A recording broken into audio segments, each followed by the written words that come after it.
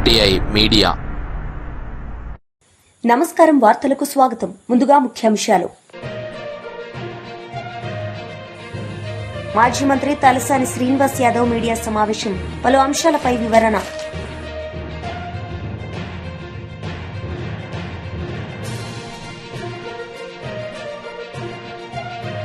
మాజీ మంత్రి విడుదల రజని మీడియా సమావేశం. టీడీపీ నేతలపై ఫైర్.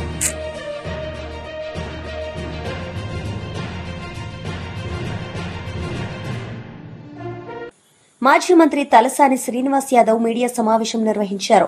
ఈ సందర్భంగా ఆయన మాట్లాడారు. సికింద్రాబాద్ ని ఇగ్నోర్ చేస్తే వదిలిపెట్టే ప్రసక్తే లేదు.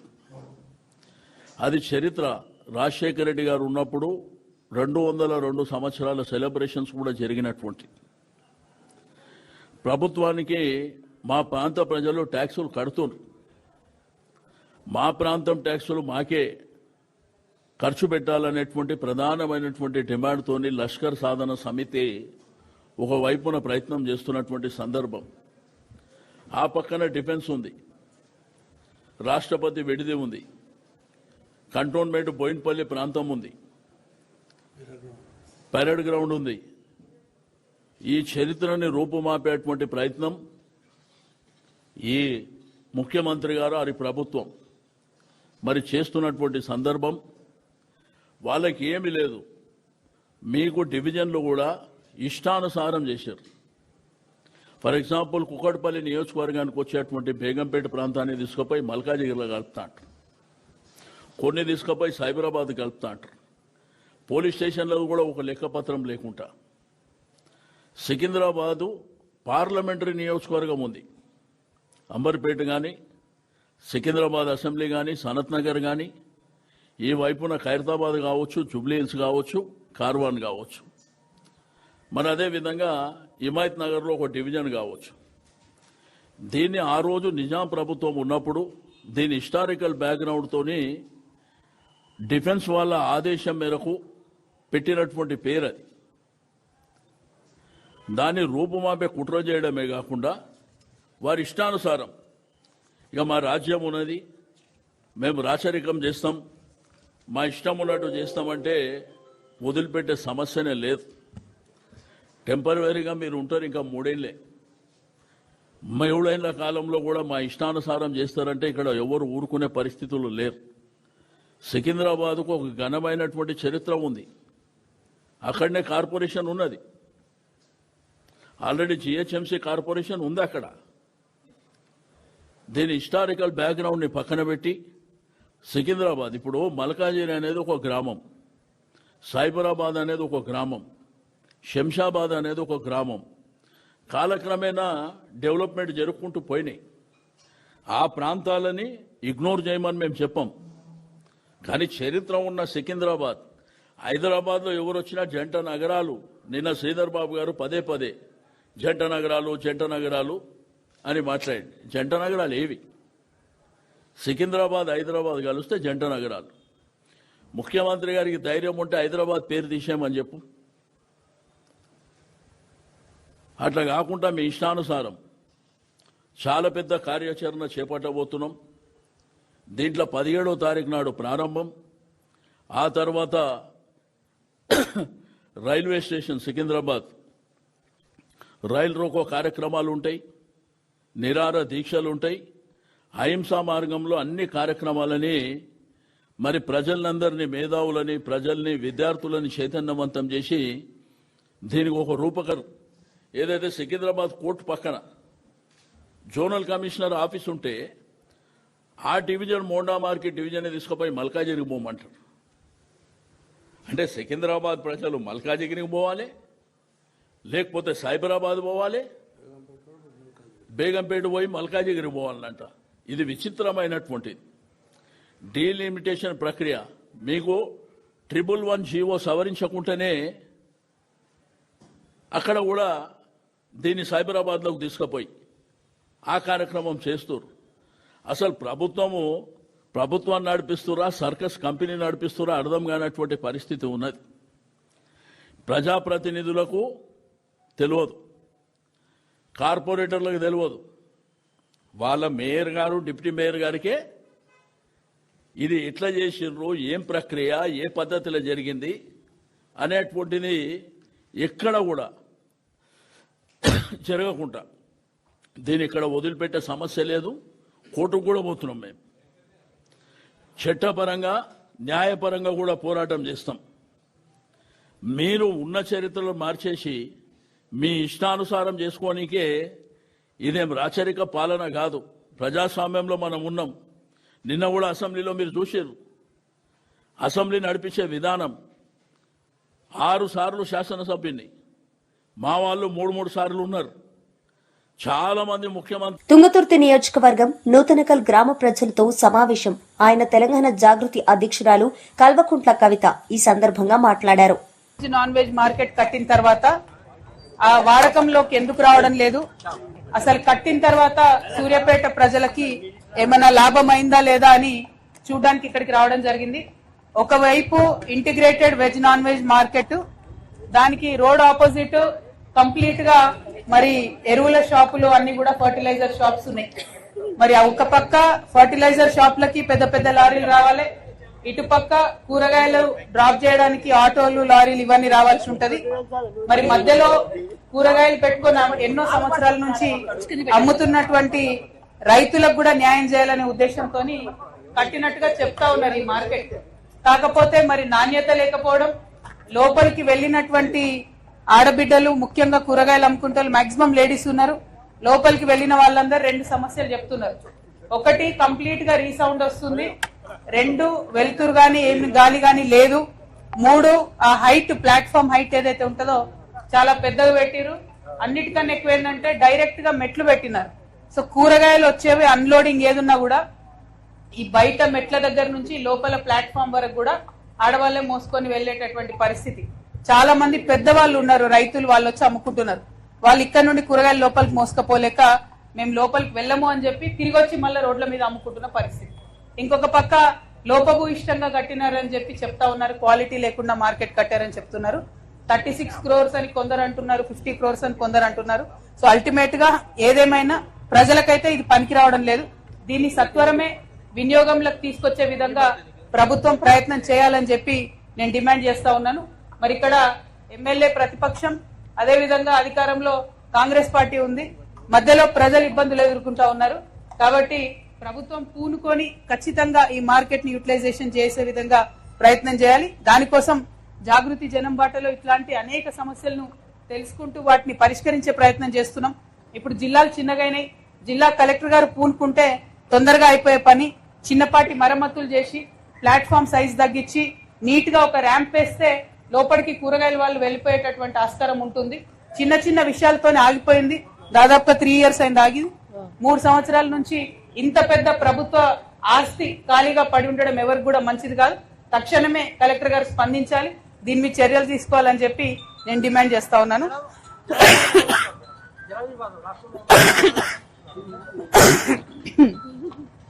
జాగృతి జనం బాట కార్యక్రమంలో భాగంగా అన్ని జిల్లాలు తిరుగుతూ ఇవాళ సూర్యాపేటకు వచ్చినాం. మరి తుంగతుర్తి నియోజకవర్గంలో ఎంటర్ అయి అక్కడ అన్ని మండలాలు కవర్ చేస్తూ దాదాపుగా ఇప్పుడు సూర్యాపేటకు రావడం జరిగింది. మరి సూర్యాపేట అంటే మా అందరికి చాలా ఇన్స్పైరింగ్ ప్లేస్. పేరులోనే మీకు సూర్యుడు, వెలుతురు, విప్లవం ఉంటది. గొప్ప గొప్ప విప్లవీరులని జన్మనిచ్చినటువంటి ప్రదేశం కాబట్టి మాకు ప్రత్యేకమైన ఇంట్రెస్ట్ ఉంటుంది సూర్యాపేట మీద. సో ఈ సూర్యాపేటకి రావడం జరిగింది. మరి ఫస్ట్ టైం ఇది చూస్తా ఉన్నాం. 3 years తర్వాత కూడా ఇంత పెద్ద ప్రభుత్వ ఆస్తి దుర్వినియోగం అవడం కరెక్ట్ కాదు. కలెక్టర్ గారు పూనుకోవాలి తక్షణమే. నేను ఎక్కడ ఏ జిల్లాకు పోయినా అధికారుల మీద ఒత్తిడి తీసుకొచ్చి సమస్యలు పరిష్కరించే ప్రయత్నం చేస్తున్నాం. ఇక్కడ కూడా అదే ప్రయత్నం చేస్తాం. జల వివాదాల మీద రేపు పొద్దున ప్రెస్ మీట్ 9కి, దాంట్లో చాలా విస్తారంగా చెప్తాం. Thank you. జై తెలంగాణ.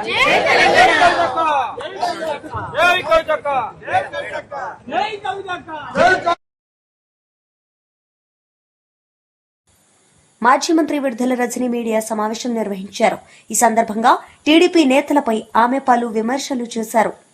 చదువుకుంటున్నటువంటి విద్యార్థులకు కనీస మౌలిక సదుపాయాలు గాని ఏమీ కూడా ఈ ప్రభుత్వం కల్పించినటువంటి పరిస్థితులు రాష్ట్రంలో మనం చూస్తున్నాం. తాగునీరు కావచ్చు, సరైన భోజనం కావచ్చు, టాయిలెట్ ఫెసిలిటీస్ కావచ్చు, పిల్లలకు సంబంధించినటువంటి బెడ్స్ కావచ్చు,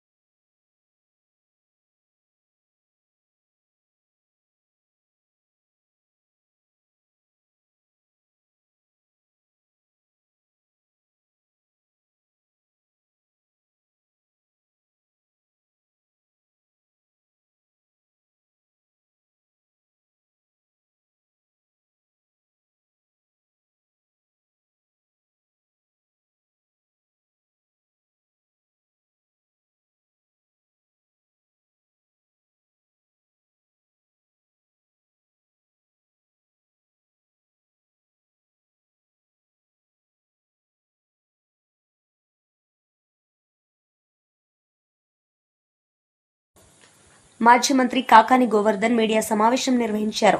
ఈ సందర్భంగా ఆయన మాట్లాడారు. కాబట్టి మీరు ఎక్కడున్నారో అని చెప్పి రాష్ట్ర ప్రజలు అడుగుతుంటే, ప్రశ్నిస్తుంటే మీరు ఎక్కడున్నారో కూడా చెప్పకుండా, చెప్పడానికి వీలు లేనటువంటి, చెప్పుకోలేనటువంటి ప్రదేశంలో మీరేమన్నా ఉన్నారా? కాబట్టి ఎక్కడున్నారో అనేటువంటిది కూడా మీరిద్దరూ చెప్పకపోవడం అనేటువంటిది సరైనటువంటి పద్ధతి కాదు. మీరు సరే మాకు సరే మిగతా వాళ్ళకి చెప్పకపోయినా మాకు ఈరోజు కొన్ని కథనాలు చూస్తే అనిపించింది మీకున్నటువంటి అనుకూల మీడియాకు కూడా మీరు చెప్పినటువంటి పరిస్థితి లేదు. మామూలుగా అయితే చంద్రబాబు లోకేష్ అయితే మేము అడగాం, ఒక ఆయన ముఖ్యమంత్రి, ఒక ఆయన మంత్రి, మీరిద్దరూ ఒక బాధ్యతాయుతమైనటువంటి పదవులు నిర్వహించేటువంటి పరిస్థితుల్లో ప్రజలకు జవాబుదారీతనంగా వ్యవహరించాల్సినటువంటి మీరు ఈరోజు బాధ్యత రాహిత్యంగా రహస్యంగా టూర్లు చేసుకుంటూ ఏ దేశాల్లో ఉన్నారో కూడా కనీసం చెప్పకుండా ప్రజల్ని డైవర్ట్ చేయడానికి ట్వీట్లు చేయడం అనేటువంటిది ఎటువంటి సాంప్రదాయం? మీరు ఎటువంటి పరిపాలన గురించి ఈరోజు మీరు పరిపాలన గురించి, పారదర్శకం గురించి అసలు మాట్లాడే అర్హత, హక్కు మీకుందా?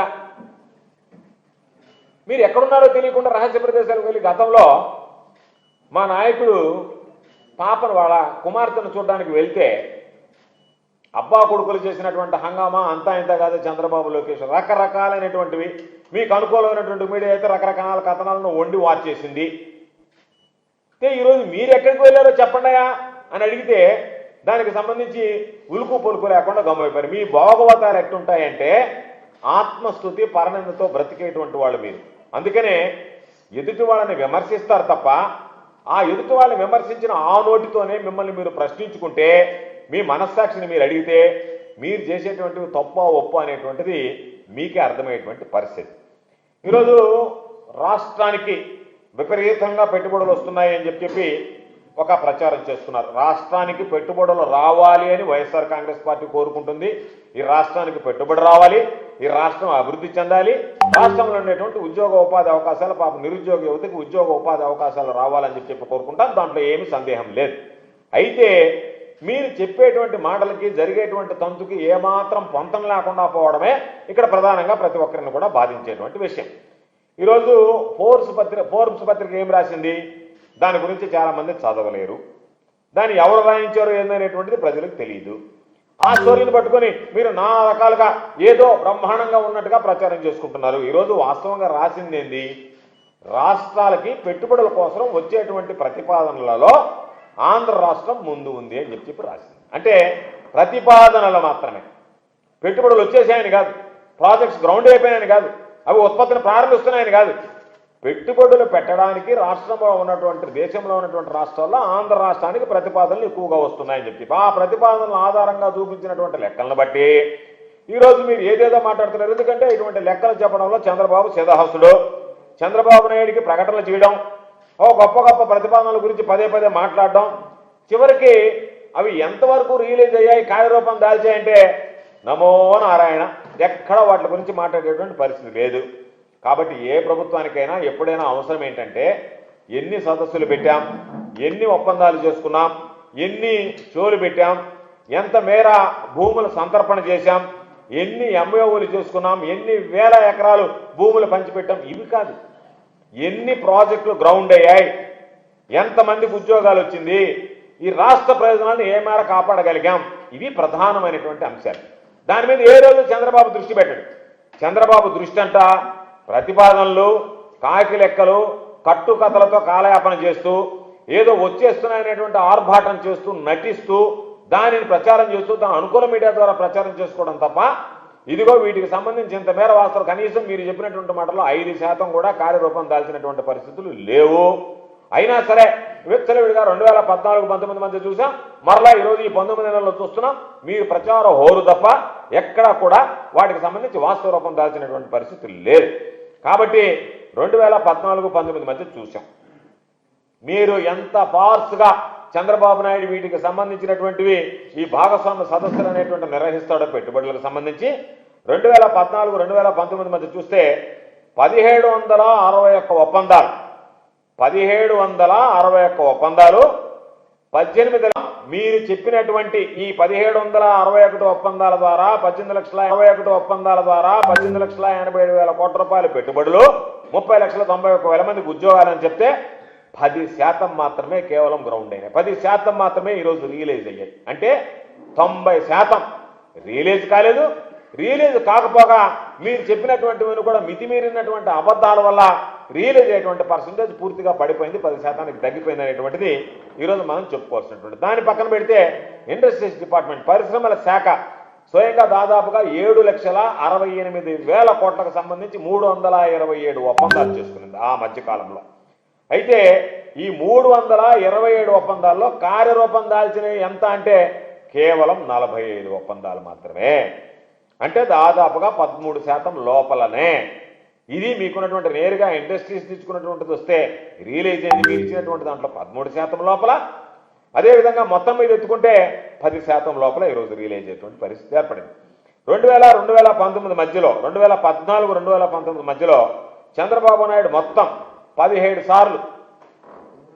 సార్లు ఈరోజు వాటికి సంబంధించినటువంటి ఎస్ఐపిబి సమావేశాలు, investment promotion board, state investment promotion బోర్డుకు సంబంధించినటువంటి సమావేశాలు జరిగాయి.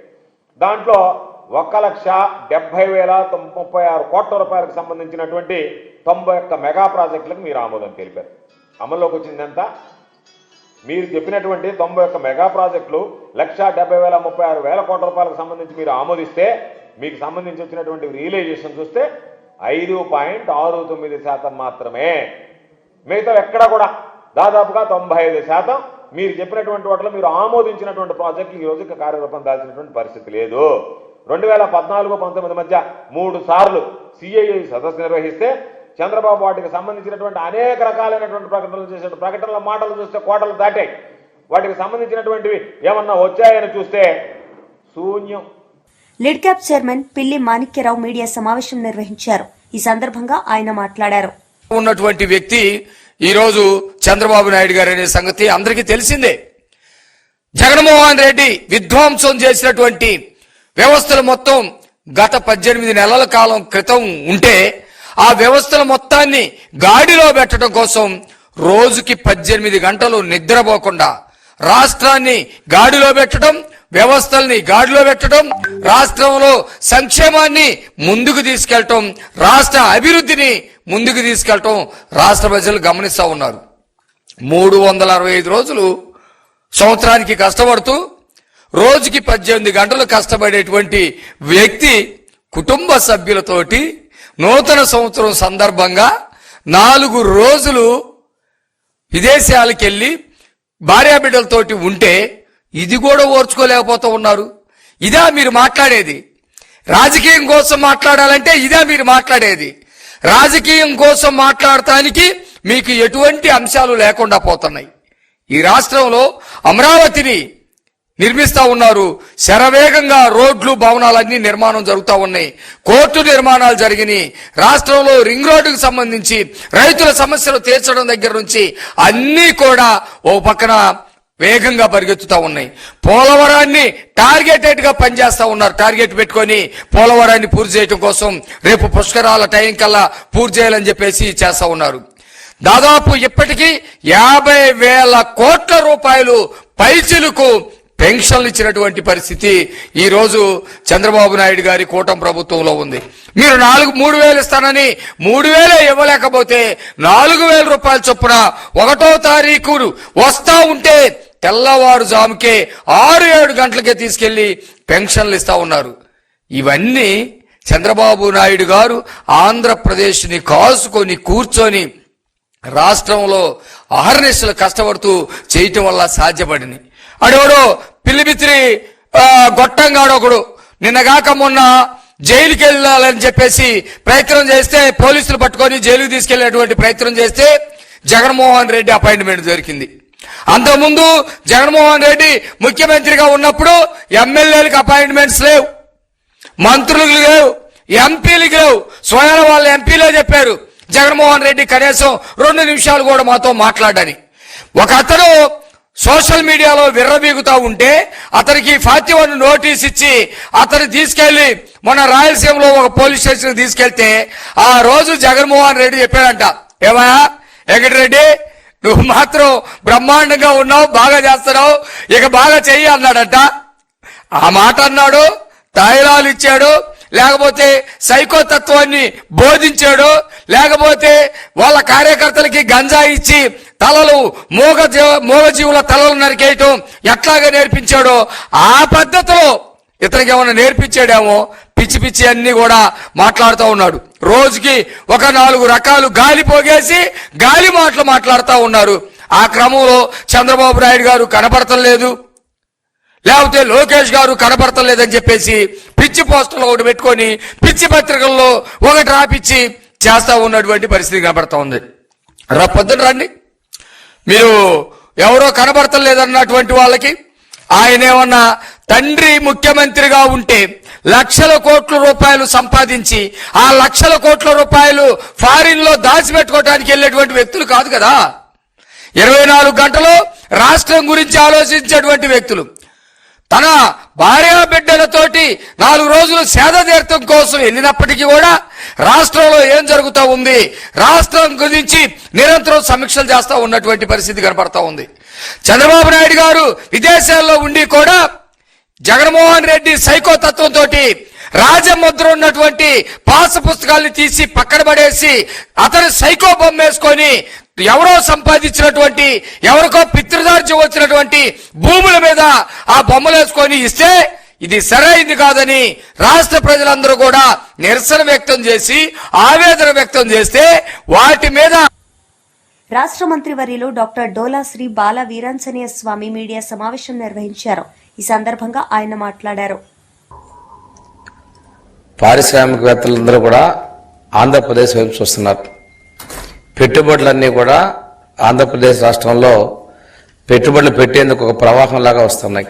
దీని అంతటికీ కారణం ఒక నాయకత్వం మీద ఉన్నటువంటి నమ్మకం, విశ్వాసం.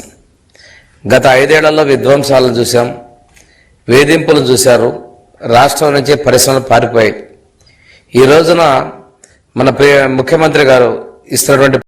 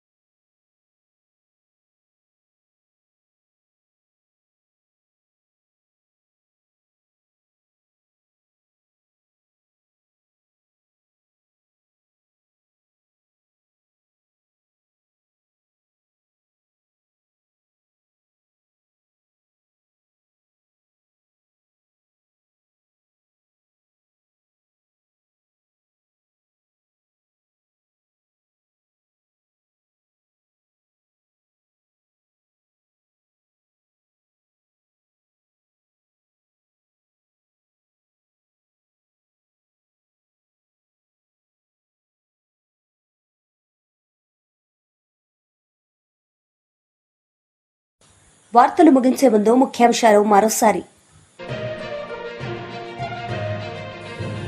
మాజీ మంత్రి తలసాని శ్రీనివాస్ యాదవ్ మీడియా సమావేశం, పలు అంశాలపై వివరణ.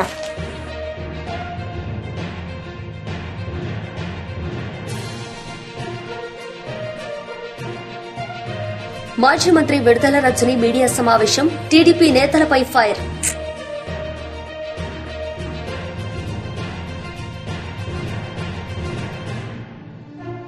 ఈ వార్తలు ఇంతటితో సమాప్తం. తిరిగి ప్రసారమయ్యే వార్తల్లో మళ్ళీ కలుద్దాం. అంతవరకు సెలవు. నమస్తే.